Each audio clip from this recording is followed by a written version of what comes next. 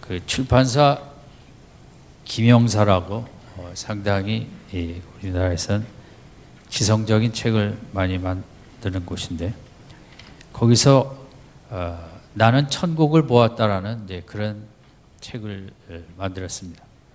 그래서 이분 알렉산더라는 미국 신경외과 전문인데, 그는 3대째 뇌신경 계통의 그런 의사로서 그 집안이 내려왔고, 이분은 하버드에서 30년 넘게 이 뇌 분야에서 세계적인 최고의 전문 의사로서 일을 하고 있었는데, 그가 이제 어느 날 급성 대장균성 뇌막염이라고 뇌에 고름이 다 들어가고 아마 이제 갑자기 고통 가운데 쓰러져서 병원에 이제 입원을 하게 되었는데, 그가 이제 의식 불명 상태에서 7일을 지내고 다시 소생을 했는데, 그 7일 동안 이제 천국을 갔다 왔다는 것입니다. 그래서 우리가 이제 미국에는 그 천국을 갔다 온 사람들 얘기도 많고 뭐 책도 많은데, 이번에는 이제 보통 사람이 아니라 특별히 그 의사고 또 다른 의대도 아니고 하버드 대학에서 병원에서 또 이렇게 의사로 뇌 분야에서 세계 전문가가 이렇게 고백을 하니 이제 미국 사회도 상당히 큰 그런 이제 충격을 가져다 주었습니다. 그런데 대부분 이제 우리 사람이 죽을 때 그렇다고 합니다. 심장이 멎으면 심장에서 피가 더 이상 안 나오기 때문에 뇌 쪽으로 피가 가지 못하고, 그럼 뇌는 피가 들어오지 않으니까 이제 자동적으로 뇌 기능이 정지되면서 이제 심장에 먼저 그렇게 다치고 뇌가 다치면 이게 완전한 죽음의 상태인데, 이 시간을 대부분은 한 4분 정도로 본답니다.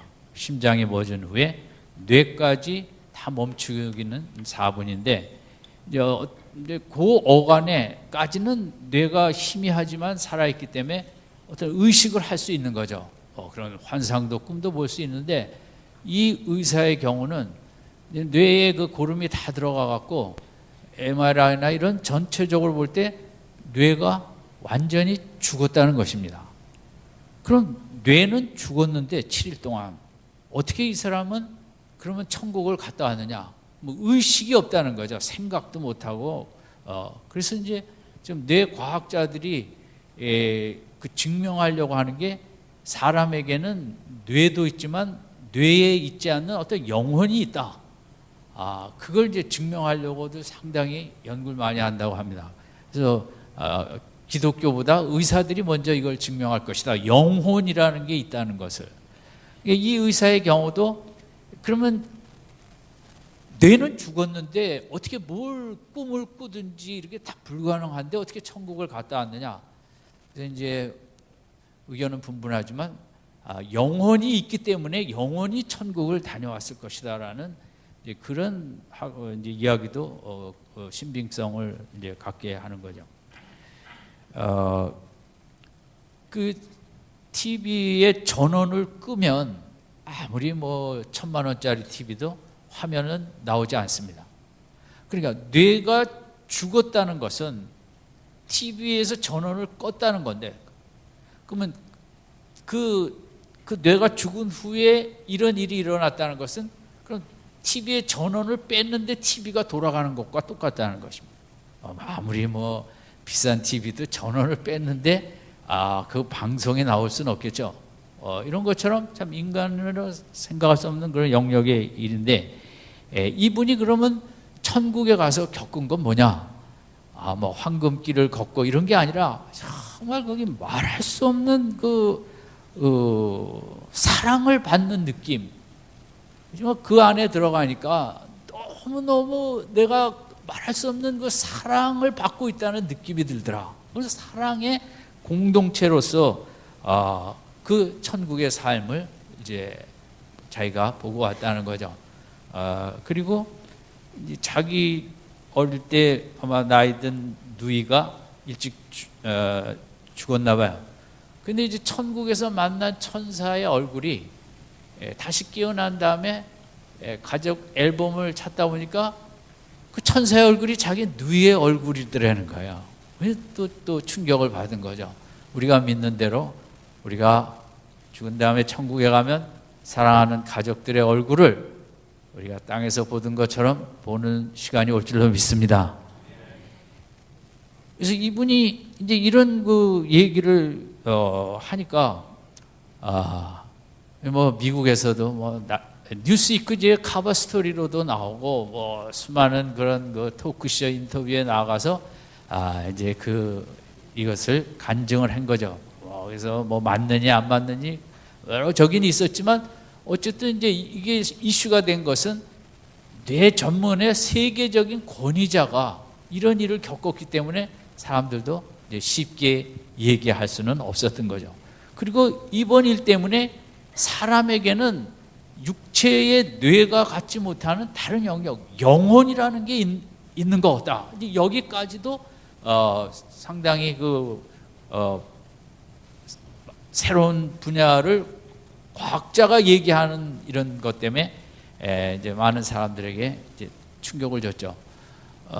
그래서 이제 그 사람이 이런 일을 겪은 다음에 결국 느끼는 건 뭐냐? 정말 인생이 광대하다는 걸 느꼈다는 거죠. 우리는 이 땅에 살면서 인생이 너무 작아 보이고 그냥 별거 아닌 것 같고 싸우고 다투고 보복하고 뭐 이렇게 그냥 사는데 천국에 갔다 오니까 그렇게 막 형용할 수 없는 사랑을 받는 느낌을 갖고 인생이 이렇게 위대하구나, 인간이 이렇게 큰 존재이구나, 그런 걸 느꼈다는 것입니다. 전 그게 참 귀하다고 생각합니다. 오늘 우리가 교회에 와서 예배 드리는 목적도 세상에서는 세상의 잣대로 나를 자꾸 작게 봅니다. 서로가 서로를 작게 보려고 합니다. 그러나 교회만큼은 우리가 하나님 안에서 예배 드리는 중요한 목적은 내가 얼마나 큰 존재인가, 인생은 정말 광대하고 영혼의 존재라는 예수 그리스도의 부활을 통하여 나를 크게 느끼는, 그래야 삶맛도 나고 하루를 살아도 당당하게 기쁨 가운데 소망 속에 살게 되지 않겠습니까? 그래서 우리 주일날만큼은 교회 와서 다 생각을 벗어버리고 나는 영원에 앞으로 이 땅에 끝나면 갈 존재로서 정말 당당하고 인생이 얼마나 큰가, 그냥 우리가 이 땅에서 이런저런 거 갖고 정말 7, 80년 아웅다웅 살다 가는데 그건 아무것도 아닌 것이며, 우리는 인생의 부활을 통해 패러다임이 바뀐 거죠. 7, 80이 인간 수명을 영원으로 만들어 버린 거거든요. 우리는 그런 각도에서 이 땅을 바라봐야 되는 게 기독교의 진리고, 오늘 나를 바라볼 때 그냥 세상 속에 이런저런 거로 나를 해석하지 않고 그런 영혼 속에서, 여러분 수명이 지금 6, 70에서 100으로 갔지 않습니까? 지금 40대들도 다 100세는 산다고 하는데, 그러니까 우리가 인생을 해석하는 패러다임을 막 바꾸고 있는 거죠. 이렇게 살면 안 된다, 100세로 가야 되기 때문에 돈도 더 벌어야 된다, 뭐 건강도 더 잘 관리해야 된다, 그런 것처럼 인생을 바라보는 그 패러다임이 영혼으로 바뀌어 버리니까 오늘을 내가 해석을 그냥 세상 사람들처럼 단순하게 하면은 안 되겠죠.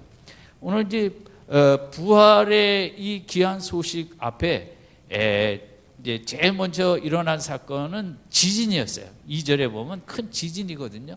그러니까 마리아, 막달라 마리아, 이런저런 마리아, 성경에 뭐 하여간 제가 막 표현을 썼습니다만 여러 마리아들 여성이 있는데, 이들이 정말 끝까지 주님 골고다 길을 따라가며 울며 십자가에서 그 참혹한 광경에 차마 눈뜨고 볼 수 없지만 그 자리를 지키며 끝내 제자들은 다 떠났지만 예수님과 함께 했고, 안식 후 새벽 첫날 우리 주일날 아침에 그들은 향유를 갖고, 그래도 예수님 시신에 그걸 향유를 하려고 올라갔는데 뭐 무덤이 열렸을 줄은 그건 기대도 안 하지만, 이 믿음의 여인들은 믿음대로 살지 이성대로 살지 않고 가면 또 예수님의 시신이라도 볼 수 있을 거라는 그 믿음 속에 갔더니 이들이 부활의 첫날 여러 가지를 체험하게 됩니다. 큰 지진을 2절에 체험하고 2절에 보면 주의 천사가 내려와 그 돌을 무덤 앞에 돌을 굴리는 것도 체험하고 천사가 3절에 형상이 번개 같고 옷이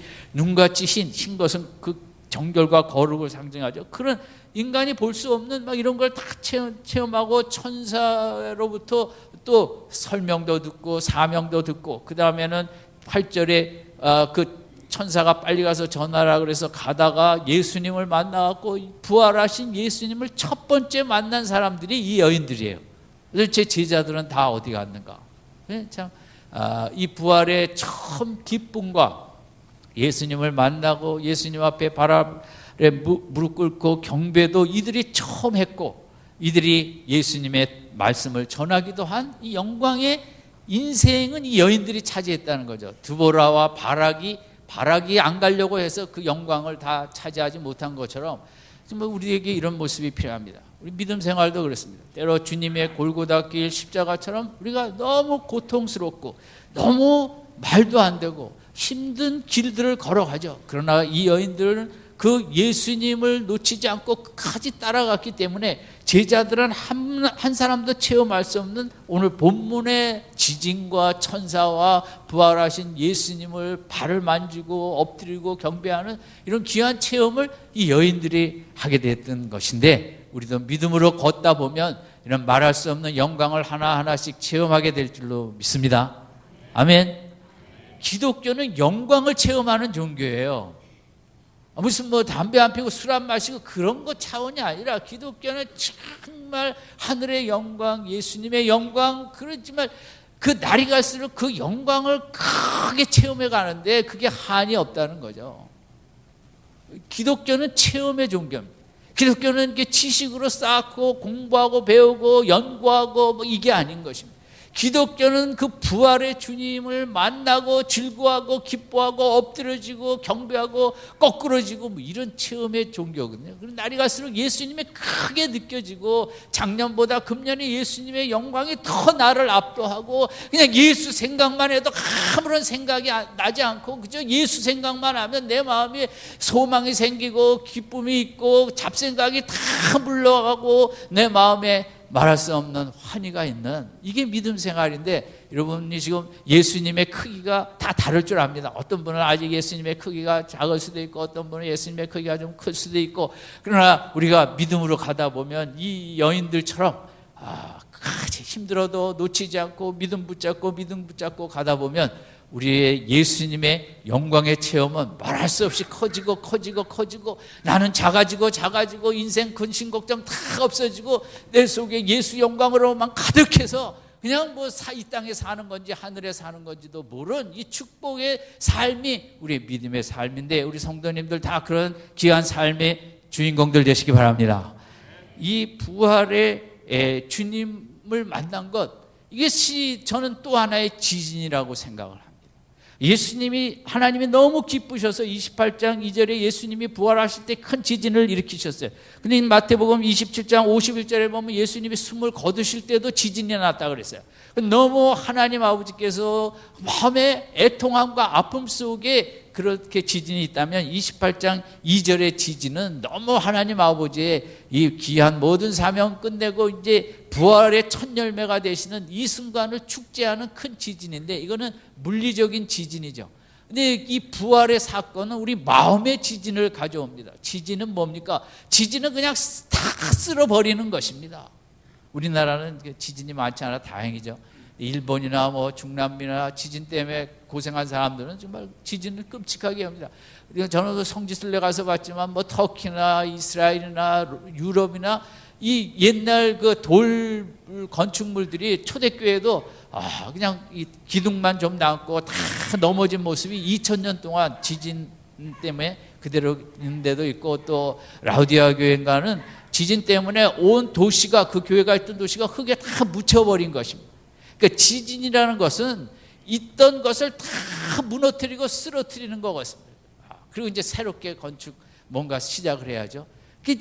예수님의 부활은 그런 보이는 지진이 아니라 내 마음의 지진, 이동안 그동안 가졌던 가치관, 철학, 문화, 관념, 관습, 전통, 이데올로기 그 다 그냥 무너뜨려 버리고 이제는 인생이 7, 80이 아니다 영원이라는 관점에서 그 인생을 보게 하는, 인생을 완전히 새롭게 만드는, 새로운 피조물로 만드는 게 이 부활 사건이고, 그런 그 부활이 내 마음에 이렇게 지진을 일으켜서 과거의 세상적인 가치관을 다 이렇게 무너뜨려 버리고 새로운 예수 안에 인생을 만들게 하는 거죠. 예수의 부활은 그것은 죽음과 죽음의 권세, 죄의 권세, 사탄의 권세, 세상의 권세, 지옥의 권세를 다 무너뜨리는 게 부활 사건이거든요. 부활 사건이라는 것은 엄청난 사건입니다. 그러니까 세상에 하나님 반대편에 선 것, 죄, 사망, 사탄, 지옥의 권세까지 다 무너뜨리고 승리하신, 이기신 부활이 우리 기독교회가 믿는 부활이고, 그것은 과거의 모든 걸 다 무너뜨리고 이제 예수님의 부활 아래 새로운 피조물로서, 진리로서 내 인생을 새롭게 구축해 가는 게 이 부활의 진정한 의미인 것입니다. 오늘 부활의 의미를 본문 속에서 한두 가지만 생각해 보면, 이제 제일 중요한 것 중에 하나는 저는 10절의 마지막에 있는 대로 주님은 제자들에게 내 형제들이라고 그랬어요. 천사는 7절에 보면 그의 제자들이라 그랬거든요. 그런데 예수님은 그 배반하고 다 도망간 그들 제자들을 내 형제라 그랬어요. 이게 정말 부활의 가장 귀한 의미라고 생각을. 우리는 이렇게 엄청난 실수를 저지르면 보지 않습니다. 요즘 뉴스에 맨 권력투쟁 얼마나 우리가 정말 보기도 싫고 정말 너무 싫죠. 다 그냥 뭐 같은 소속이면서도 그저 원수보다 더 미워하고 싫어하고. 예수님도 제자들이 얼마나 섭섭했겠습니까만은 부활에서 처음 하신 말씀은 그 제자들을 내 형제라 그랬어요. 내 형제, 내 가족이라는 거죠. 우리 인간의 연약함을 아시기 때문에 실수할 수도 있고 잘못할 수도 있고, 그럼에도 나를 중심으로 믿고 있기 때문에 그들은 내 형제다. 천사는 그냥 제자라 그랬어요. 그러나 예수님은 내 형제라고 오늘 우리가 그랬습니다. 믿음으로 우리가 걸어가고 중심으로 주님을 사랑하며 나아갈 때, 우리가 뭐 때로 죄도 짓고 잘못도 하고 무수한 죄를 지을지라도 예수님은 나의 형제요 자매라고 오늘도 믿어 주시고 계시는 줄로 믿습니다. 아멘. 여러분, 우리가 좀 잘못이 많지만 당당하십시다. 우리가 일부러 그러는 건 아니지 않습니까? 육신이 연약해서, 아직 성격이 고약해서, 아직 은혜를 많이 못 받아서 잘못도 하고 죄도 짓지만, 예수님은 나를 버리지 아니하시고 내 형제라고, 이 배반했던 제자들을 내 형제라고 부르는, 저는 기독교가 이거라고 생각합니다. 부활의 의미는 또 여기 있다고 생각합니다. 우리를 그렇게 뜨겁게 아직도 사랑하시는, 어떤 죄를 줘도, 그리고 갈릴리에서 만나자, 새 출발하자는 거거든요. 부활은 뭐 나한테 잘했지 잘못했지가 아니라 어떤 과거도 다 십자가로 덮으시고 용서하시고, 우리는 전에 갈릴리에서 그렇게 재밌게 즐겁게 같이 사역했던 그것을 다시 출발한다는 제자들에게 갈릴리로 가서 만나자. 이게 우리 부활의 기쁜 소식이죠. 그래서 이 제자들에게, 이 여인들에게 마음의 지진이 일어난 거죠. 예수님은 사람이 아니셨구나. 그래서 8절 마지막에 예수님이 평안하여 인사할 때 그 발을 붙잡고 경배했다는 거죠. 예수님은 부활하셨기 때문에 이제는 경배의 대상이에요. 우리의 찬미의 대상이죠. 물론 너무 친밀하기 때문에 예수님은 우리를 형제로 여겨주시지만, 그럼에도 불구하고 예수님은 이 죄와 죽음과 사망과 지옥과 모든 권세를 이기신 그분은 인간이 아니심이 증명됐죠. 그건 하나님이나 하실 일 아닙니까? 그래서 그분은 경배의 대상으로, 우리 예배의 대상으로 바뀐 게 이제 부활이 가져다준 우리 새로운 인생의 믿음의 패러다임이라고 할 수 있겠죠. 여러분, 이번에 알파고로 인해서 많은 사람들이 충격을 받았고, 그 중에서도 이제 엄마들이 많이 놀랐어요. 도대체 그러면 앞으로 우리 아이 교육을 어떻게 하란 말이야? 이거 뭐 공부만 잘해갖고 될 일이 아니네라는 것을 느끼고, 두려움 속에, 이런 속에 이제 그 어떤 충격적인 사건은 우리의 이제 그 여러 가지 생각과 가치관과 그 관점과 하는 것을 이렇게 바뀌게 합니다. 우리가 세월호를 통해서 우리가 돈만 있다고 되는 게 아니라 도덕 수준과 질서와 법칙을 잘 지키지 않으면 안 된다는 그런 것을 우리가 이제 깊이 느꼈듯이, 이 알파고가 인간이 만든 기계지만 막 이런 식으로 나아가니까 도대체 어떻게 살아야 되고 어떻게 공부해야 되는가. 앞으로 2020년이면 수많은 일자리가 무너지고 또 뭡니까, 의사도 거의 많이 이제 거의 필요 없고 변호사도 다 자료를 다 입력해 놓으면 사람보다 더 잘 할 수 있고, 뭐든 많은 사람들이 어떻게 보면 그 인공지능 밑으로 들어가게 되는데, 그럼 뭐 어떻게 공부를 해야 될 것인가. 일본에서는 무슨 그 단편 소설 응모에 그 밝히지 않고 인공지능이 냈는데 예선 통과해야 되잖아요. 그럼 도대체 어떻게 할 것인가. 앞으로는 뭐 목사도 없어지리라고 봅니다. 왜냐하면 목사들 말도 많고 문제도 많으니까 인공지능 로봇가 나와서 성경도 제일 잘 알고 뭐 알고 다 해석해주고 상담 사례도 다 집어넣고 다 해주고, 그러면 대한민국 교회 목사로 인한 골치는 하나도 없어지리라고 생각합니다. 부정부패도 다 없어지고, 국회도 알파고 국회의원을 보내면 될 것 같습니다. 그거 시끄럽고 보기 싫어 죽겠는데 그냥 가서 정말 정책을 다 세계 정책을 집어넣고 연구해서 하면 훨씬 우리나라가 이제 잘 될 거라고 생각하는데, 뭐 모르는 사람이 하는 얘기고, 어쨌든 이런 알파고 앞에서 우리 패러다임이 바뀌어야 된다는 거죠. 더 이상 책상에 24시간 앉혀갖고는 안 되는 거죠. 단답형으로 그냥 외우는 것만으로는 안 된다는 거죠. 대통령은 맨날 창조개혁 얘기하지만 그렇게 단답형 외우는 거 공부해서 그렇게 무슨 상상력을 어떻게 하는, 우리는 지금 고부가 가치의 미국, 일본에 게임이 안 되지 않습니까? 그 사람들은 구글만 해도 회사의 기본 이념이 상상할 수 없는 것을 상상하라. 우리는 무슨 말인지도 몰라요. 우리는 그냥 외우기만 하면 되는 거예요. 이래갖고 무슨 그 패러다임을 이루면 안 되죠. 정말 책을 많이 읽고, 지금 인공지능 앞에 우리가 할 일은 자녀들 교육은 인간다운 인간을 만든다는 거죠. 이게 중요하다는 거죠. 감수성이 있고 체험도 하고 그저 놀이도 열심히 하고 책도 많이 읽고 더 이상 학원으로 돌리지 않고 그렇게 해봐야 그 인공지능 부하밖에 못한다는 거죠. 밑사람 밑에밖에. 이제는 정말 창의력과 이런 게 있어야 되는데, 그게 지금 대한민국 교육의 패러다임이 안 바뀌면 이건 완전히 이제 후진국으로 가는 거죠. 여기도 채이고 저기도 채이고 인공지능 앞에 채이고 뭐 할 게 없는 거죠. 어떤 사건은 우리로 인생을 다시 생각하고 정리를 하게 합니다. 부활이 그렇다는 거죠. 내 인생이 이제 7, 80이 끝이 아니라 영원이라는데, 그 선택이 잘못되면 영혼은 영혼인데 어떤 분은 영원한 천국으로 가게 되고 어떤 분은 영원한 지옥으로 가게 된다는 거죠. 아까 그 의사 알렉산더 의사는 1년에 교회에 그냥 그 부활절, 뭐 추수감사절, 크리스마스 한 두세 번 다녔대요. 그런 뭐 전혀 믿지 않는 그런 그 기독교하고 상관없는, 그냥 교회는 그냥 가족 때문에 이렇게 할 수 없이 1년에 한두 번 가는, 신앙하고는 아주 상관없는 그런 인생의 패러다임으로 살았죠. 근데 천국을 갔다 온 다음에 동영상을 보니까 가정예배도 드리고 이렇게 바뀌는 것입니다. 가치관. 인생이 너무 큰 인생이기 때문에, 그렇게 느끼기 때문에 이제 그 시시한 것에 시간을 안 쓰죠. 정말 귀한 것에 시간을 투자해야죠. 그게 가정예배입니다. 그런 은혜가 있길 바랍니다.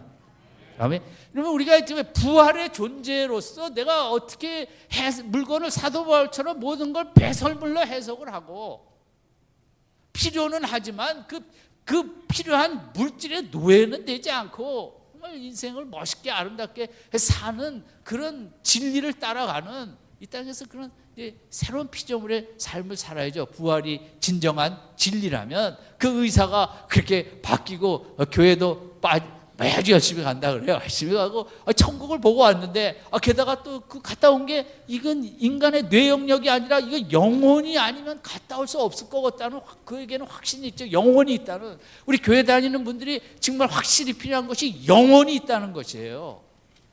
그 영혼은 우리 뇌 속에 있지는 않거든요.